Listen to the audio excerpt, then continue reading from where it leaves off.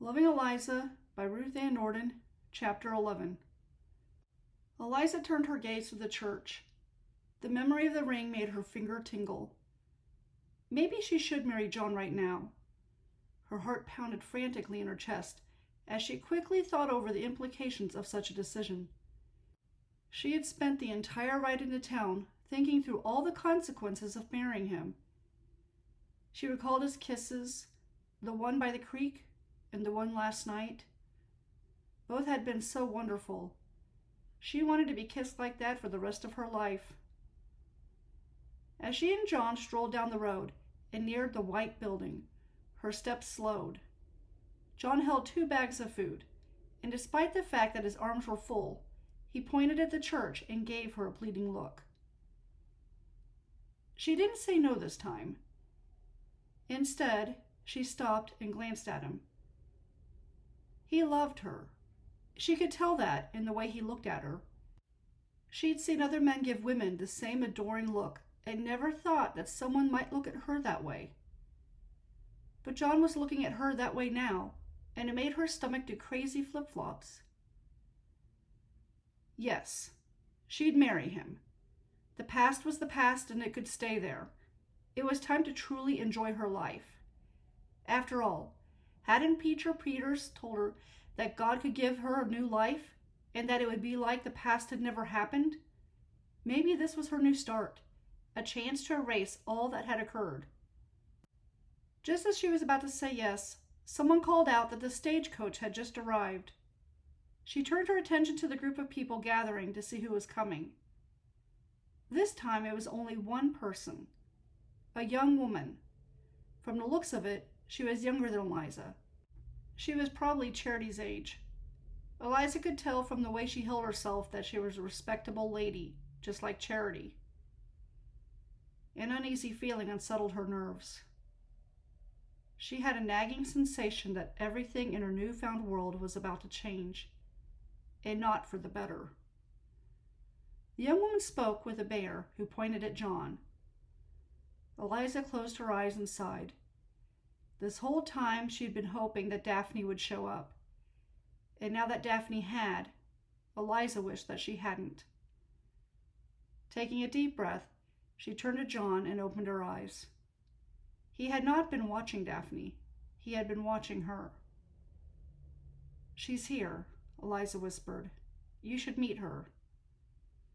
John blinked as if not understanding, but when someone called his name, he finally turned his attention to the young woman and the mayor as they made their way over to them. Eliza stepped aside so the mayor and the young woman stood before John. The woman wore a pretty yellow dress with a matching hat. She had silky brown hair that rested softly against her shoulders. She even offered a polite smile to Eliza, who forced a smile in return. "You'll never guess who finally showed," Chandler Davis told John. He laughed. "Go ahead, guess." John glanced at the mayor, and then to the woman, and then to Eliza. Eliza quickly looked away. It was hard enough to go through this without seeing the unspoken question in his eyes. What were they to do now? Well, the answer was simple. He would marry the bride that he had sent for. Chandler laughed again and patted John on the back. "He can't speak, so it's not fair to make him guess. John, this is Daphne O'Connor. You know, the mail-order bride you sent for." "Oh, I know he can't talk," Daphne told the mayor. She turned and gave John a soft smile. "It's nice to meet you, John. I'm sorry I didn't get a chance to write and tell you that I'd be coming in later than we had agreed. You see, I ran into some problems with the first stagecoach I took. Then I had to wait for another one to come. Between all of that, I had to stay in a small town and wait. I wanted to write, but I lost your P.O. box address." "What an unfortunate thing to happen," the mayor said, shaking his head. "It's good you made it." "Well, I still haven't gotten my luggage," she said. "That's still on the way. I believe Mr. Bauer said it will be here in 2 weeks. "Oh, how unfortunate. I'm sure we could arrange for you to get another dress and anything else you need until then. I'll send you over to Aunt Addie Garrison. She does most of the sewing in town, and her husband owns the general store. They'll get you set up, so you don't have anything to worry about." "Well, thank you. That's very nice of you." Grinning widely, the mayor shrugged. Think nothing of it. You're part of the community, and if there's one thing we believe here, it's the importance of helping each other out. Of course that depends on whether or not you're mute, Eliza thought. She bit her tongue so she would not say the words that screamed in her head. Well, this is a wonderful place, Daphne agreed, nodding. I'm looking forward to spending my life here. John, I hope you don't mind waiting until my luggage comes in before we wed. I put my wedding dress in there, and since I spent 2 months making it, I want to wear it. Oh, why didn't they just get married now and get it over with? Eliza thought. She willed her thoughts to calm down. It was hard enough to go through this without a prolonged engagement. She didn't realize that she had been gripping her purse until one of her fingernails ripped the fabric. She immediately loosened her hold. She ventured to look at John and saw him shaking his head. Well, that boy sure is anxious to get you to be his wife, Chandler remarked, obviously amused. He turned to John. I realize it's hard to wait, but you don't want Miss O'Connor to miss out on the chance to wear the wedding dress that she made, do you? That wouldn't be fair to her. I'm sorry, John, Daphne said in her gentle voice. It's important to me, but if you really do want to marry today, I'll certainly do so. John shook his head again. The mayor looked satisfied. Well, there you have it. That's good. He's willing to wait. 2 weeks isn't a long time. Actually, neither is 2 months. Why, it was 2 months ago that Miss Sweet here came to town. Eliza almost jumped back at the mention of her made-up last name. 2 months ago? The mayor chuckled. You came here 2 months ago, remember? Eliza nodded. Yes, I did, she told Daphne. She came to work for Melissa Peters, but the poor thing had a terrible fall and had to be buried. Daphne brought her hand to her heart. No! Yes, he said. It was tragic. She was a good woman, too. Since that happened, Miss Sweet has been nowhere to go, so John here decided to employ her. She's been painting up his house and does things that a maid does. Now, she stays in a small cabin on his property, so there's nothing immoral going on between them. No, there isn't, Eliza assured Daphne. I have my own little house. Daphne took her hand in hers. I'm glad that you found someone to give you a place to sleep and food to eat. I believe in people helping each other. She turned to John. What a beautiful thing you did for her. Then she returned her attention to Eliza. I will make sure that you keep on working there. I certainly don't want anyone to go hungry. Eliza swallowed the bitter lump in her throat. Stay there and watch the two of them together? Daphne released her hand, then asked, Where did you come from? Startled by the change in topic, Eliza hesitated before answering, I came from Omaha. Well, that's a long way from here. I came from Ohio. Well, you had a longer journey than I did. Part of it was by train. That's where my luggage is. Well, I hope it comes in soon. How easy the lie came out, Eliza thought. She chastised herself for wishing the wedding dress would just never get here, because if it didn't, Daphne wouldn't marry John. Then maybe she could go back to Ohio, and Eliza could have John for herself again. Not that he had ever been hers to begin with. He had belonged to Daphne as soon as she had agreed to marry him. Daphne directed her attention to the mayor. I must stay in town until I'm married. Yes, Daphne O'Connor was every bit the lady. She was polite, kind, and pure. She probably wouldn't even hurt a fly. She would do the right thing and be blessed because of it. As Eliza watched the mayor and Daphne discuss where she would stay, she couldn't help but think of how much she hated Daphne. Daphne represented everything that Eliza wanted to be, but couldn't. She also had what Eliza couldn't. Eliza glanced at John, who was staring at her. She quickly averted her gaze to Daphne and the mayor. I refuse to hate her, Eliza thought. She's done nothing wrong.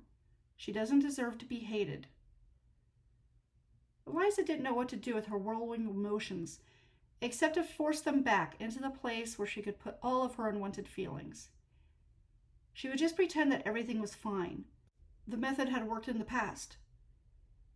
If she could think of something, anything, that she could count as a blessing right now, it would help. She ran through the things that she was grateful for. A place to eat, a place to sleep, a woman who is no longer a prostitute, the chance to be a lady, having received a kiss from a man who wanted more than a quick rump in the bed. No, she wouldn't go there. She would not think of John. "I appreciate the help, Mr. Davis," Daphne said, breaking Eliza from her thoughts. "I'll go see Mrs. Custer at once." Eliza decided that she would start being friendly, and this was a good time to do so. "Charity just arrived here 2 months ago, too. In fact, I came in on the same stagecoach that she did. I think you two would get along very well. You must have so much in common." "Like being proper young women," Eliza thought. "Well, then I must see her," Daphne said. "Thank you, Miss Sweet." Eliza returned her smile. The mayor looked at John. "You want to come along and spend a little time with your intended?" John shook his head and nodded toward the groceries. "All right," the mayor said. "Go on home, but don't stay away for too long. You got yourself a keeper." "I'll see you soon, John," Daphne promised. That, Eliza thought, is exactly what I'm afraid of. She breathed a sigh of relief as the two left. She caught sight of the group of onlookers before she turned and walked in the direction of John's wagon. He walked beside her and gestured, but she pretended not to notice that he was trying to get her attention. Instead, she stared straight ahead, only to glance back one time at the church. She should have married him when she first got here, or at any of the other times when he had asked. But now she had missed her chance, and it was too late. Now she would never know what could have been. John didn't want to leave town. He didn't want to marry Daphne. It was unfortunate that she had been delayed, but let old Willie, Buck, Troy, or even Sean marry her. Sean was close enough to her age, since she was 18. Daphne had 4 men to choose from. Certainly, that was more than enough. She didn't need to be with him. There was only one person he wanted to marry, and that was Eliza. He had tried to get her attention as she walked back to his wagon, but she wouldn't look at him. He really thought that she was going to marry him this time, until that stagecoach pulled in. There had been a hesitation in her step, and she'd had a thoughtful look on her face, as if she was finally giving his proposal serious consideration. But then Chandler had called out his name, and that was it. All along, Eliza had been holding out for Daphne to appear, and now she'd gotten her wish. He sat in front of his workbench, where the block of wood waited for him to cut. But he didn't feel like working. He felt like finding Eliza and hauling her to town and to the preacher. He looked out his window and saw that Eliza had not returned from the creek. Maybe he should go there and ask her what was on her mind. She hadn't told him anything. In fact, she remained quiet the entire way back. That wasn't like her, and it worried him. He took the ring out of his pocket and examined it. It seemed to him that something important had happened last night, but he couldn't remember exactly what it was. Well, besides the kissing. She had said something that gave him hope. What was it? He sighed and shoved it back into his pocket. He didn't want to put a ring on Daphne's finger. He was going to have to explain to her that he loved Eliza. It wasn't exactly something he was looking forward to, but it had to be done. Then he could reassure her that there were other single men who would be more than happy to be with her. A horse neighed, and he turned his attention to the window. Old Willie rode up on his property. John frowned and stood up. He put his hat on his head and ran out to meet him. Old Willie stopped the horse. "Thank goodness. John, my fence broke down, and that neighbor's dog has been finding his way into my shed. You know that's the shed I keep my paints in. Well, the dog seems to think he can jump all over the place and knock them down. I can't go on like this. If he keeps destroying my paint, how will I ever stay in business? Can you repair the fence? I'll give you more free paint." John nodded. The man looked relieved. Thank you, John. I'll be home. I don't dare leave that place for long. As old Willie led the horse into a run, John turned in the direction of the creek. He paused. He should bring something to write on. He didn't know how to explain the situation to Eliza through gestures. Once he retrieved the paper and pencil from the kitchen table, he walked to the creek where he found Eliza. She was resting against a tree and had apparently fallen asleep. No wonder she had stayed here for so long. He sat next to her and got ready to wake her when he realized that she had been crying. What had made her sad? He gently shook her arm. She slowly opened her eyes and jerked when she saw him. I didn't mean to fall asleep. She rubbed her eyes and blinked several times as if she was having a hard time waking up. He took the pad and wrote, "Wrong?" Then he showed it to her. What's wrong? She guessed. He nodded. Nothing. I'm just tired, that's all. It was a long night. He didn't believe her, so he shook his head.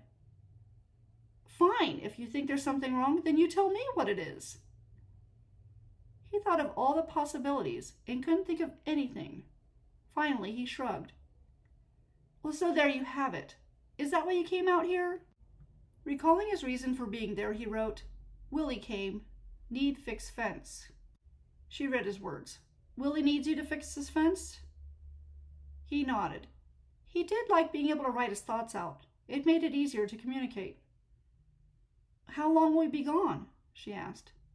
He thought over how much time it might take and held up 2 fingers. 2 hours? She asked. Smiling, he nodded. I'll have something ready for you to eat when you get back. As she stood, he reached for her hand. What? Is there more? She wondered. He pointed to her ring finger. She pulled her hand away and snapped, I can't believe you. Daphne's in town now. How can you persist in this now that she's here? He wrote, not want her, want you. She came all this way to marry you, John. She's a good woman, the kind you need to marry. She'll make you happy. She'll give you lots of children. He shook his head and pointed at her. I can't give you what she can. I just can't. Then he remembered the previous night, when she had looked down at him and said that she wanted to marry him, but that she couldn't. He smiled and quickly wrote, You said you want marry me. I remember. She snatched the pad from him. Don't you have to fix Willie's fence? He jumped up and took the ring from his pocket. He pointed to her finger and then to the ring. Get out of here! Go! She threw the pad into the creek and stormed off. He followed her. He knew she wanted to be alone, but he couldn't leave her be until she told him why she still rejected him, even when he told her that he didn't want to marry Daphne. Stop it! She rolled around, making him jump back. Just stop! He pointed to his temple. You already know what I'm thinking. He shook his head and pointed to the ring and then to his temple. Then he shrugged. She groaned. You won't give up, will you? No matter what I say or do, you just won't stop. Taking her hand, he pressed it to his heart. She yanked his hand away. You love me? He nodded. Letting out a bitter laugh, she flung her arms in the air. You love a prostitute, John? What was she talking about? He shook his head and pointed at her. Her face turned dark. I am a prostitute. That's what I did in Omaha. I got paid to have men to come to my bed. He shook his head. No, she wouldn't do that kind of thing. What's so hard to believe about it? It's true. I started at 14 and went on until earlier this year. I'm 27. I was entertaining men in my bed for nearly 13 years. I had all kinds of men, John. He didn't want to hear her anymore. He put his hands over his ears and closed his eyes. She was lying. She was just saying it so that he would back off from proposing to her. She strode up to him and grabbed his hands. He opened his eyes and saw the anger in her face before he heard it in her voice. It didn't matter what color or age they were, or even what they wanted to do. I did everything they wanted. I've done many things, John. I've seen some perversions that would make your head spin. And in the end, I couldn't tell what was right and what was wrong. I just did it because I had to. But most of those men who came to me were lonely. They just wanted someone to be with them, to take the edge off the pain that was in their life for one night. I did it all. I gave each one what he wanted, and it didn't matter if he was married or not. Some of them had a wife and children waiting for them at home. Do you get that? I committed adultery too. And you want to marry someone who would do that? He shook his head to deny it. She was just telling him this to get rid of him. She didn't really do any of it. That was my job, she said. That's who I was. Now go to Daphne. She's never been touched by a man. I can tell these things. I've done it long enough. You haven't been with a woman.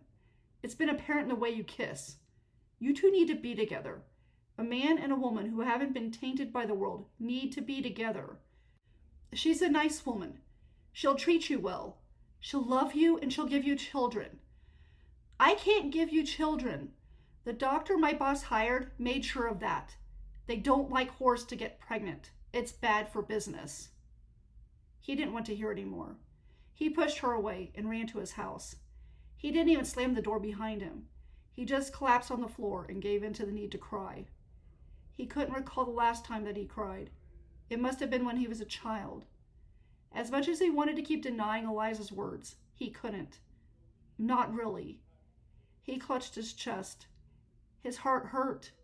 It hurt to think of Eliza with those men who had paid her to do things that were supposed to be between a man and his wife. All of his life he'd believed in the sanctity of the marital bed. To think of those men kissing and touching Eliza in places where they shouldn't. It was too much. Why? Why would she choose that kind of life? And at such a young age? She'd been 14. She had done that for 13 years. 13 years of men groping and doing things that he didn't really understand. To her, he knew nothing about lovemaking, but there was no way that could be loving. How could a man love a woman he bedded at his convenience? Why did she do it? Had she enjoyed that kind of thing? Is that what she wanted? He couldn't believe she was happy doing that. If she was happy, then why would she be here? He didn't understand this. He didn't understand any of it. He didn't even know if he wanted to. But he had to. He still loved her. He had to find out. Sitting there on the floor and wondering wasn't going to do him any good. After he managed to collect his thoughts and clear his head enough to have a reasonable conversation, he left the house. She wasn't anywhere in sight, but the door of her little home was closed, and she had drawn the curtains in her windows. Steadying his legs, he walked forward, trying to think of how to approach the situation. When he reached the door, he heard her crying. It hurt her to tell him what she did, he realized. That meant that she hadn't been proud of it. It meant that she hadn't liked it. Didn't it? If it made her happy, she would not be crying. He had to find out. He knocked on the door. Silence came from the other end. He waited for her to open the door, but she didn't. He knocked again. Still, she refused to let him in. A horse neighed, and John turned to see Aaron riding in his direction. Old Willie said that you planned to come over to work on his fence. What are you doing here? John motioned to the door. Aaron rolled his eyes. Look, take it from a married man. If a woman doesn't want to talk, there's nothing you can do to make her. Now come on. You can talk to her when you get back. Deciding his brother was right, John reluctantly agreed and got his tools together and then headed for Old Willie's place.